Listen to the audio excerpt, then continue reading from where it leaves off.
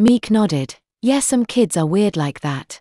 So anyway, I made sure not to let the door close too loud, so as to give me away.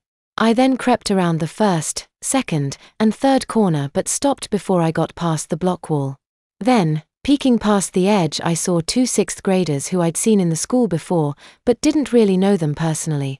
Well, I had talked to the blonde-haired guy who was wearing the same orange hoodie he always seemed to be wearing whenever I'd see him in the hallways.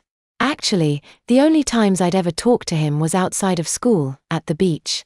He was a surfer too, but we'd never talked enough for me to learn his name.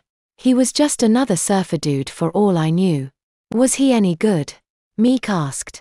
I shrugged. To be honest, I never paid him much attention.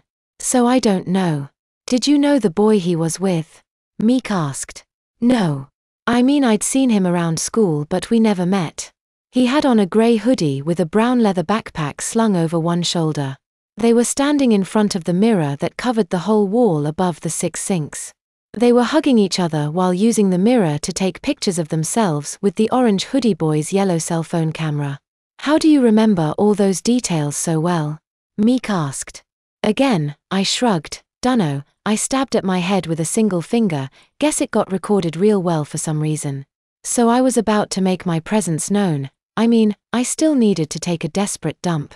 But then the grey hoodie boy lifted his head off the other boy's shoulder and kissed his cheek while the orange hoodie guy snapped another picture. Whoa! Meek exclaimed softly. Yeah, well, that was sort of their initial reaction when they realized I was watching them. The boy in the grey hoodie spotted my reflection in the mirror and pushed the other boy away and, "Shit, Scott." I cursed, but my sudden outburst had startled Meek. That was his name, Scott. The boy in orange was Scott and the other Adam.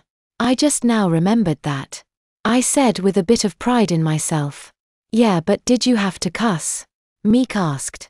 It took me a second to realize what he was talking about, but when I did I explained. No, I didn't say shit, Adam said shit. Actually, he yelled shit, Scott. Meek flinched each time I said the word, and I suppose I got a bit of a thrill at saying it too. Oh, I understand now, Meek said with a nod of understanding.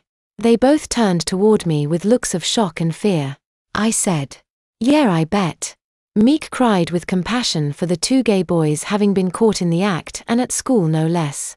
Then Meek asked, "You didn't out them to the whole school, did you? Because if you did, I'm going to have to kick your butt." His tone told me he was serious, but I laughed it off with, "Nah, nothing like that." Meek's body language softened upon hearing that from me. But then Scott, that's the boy in the orange, I started to say. "Yeah, I got it," Meek said, wanting me to get on with my little story. Scott recognized me and said, "Damn it, Adam, it is only Holloway." "Shit, Holloway, you scared the fuck out of us." Despite the pain I was experiencing from having to hold my crap in, I managed to smile and chuckle. You two looked too cute to interrupt just then. Adam covered his face with his hands and appeared like he was going to cry at any second. Scott noticed this too and tried to reach out to Adam, but Adam stepped away from him, while still looking at me with fear in his eyes. "Oh, poor Adam," Meek exclaimed, and I noticed he was sitting across from me with his hands over his face just the way Adam had done. Suddenly Adam broke into a run, pushed me so hard that I was forced backward a couple steps. He didn't stop either. He threw open the door and ran right out of the bathroom. "What did Scott do?" Meek asked. I gave a slight chuckle. He was just standing there sort of dumbfounded until I said, "Don't just stand there, go get your boyfriend before he does something stupid."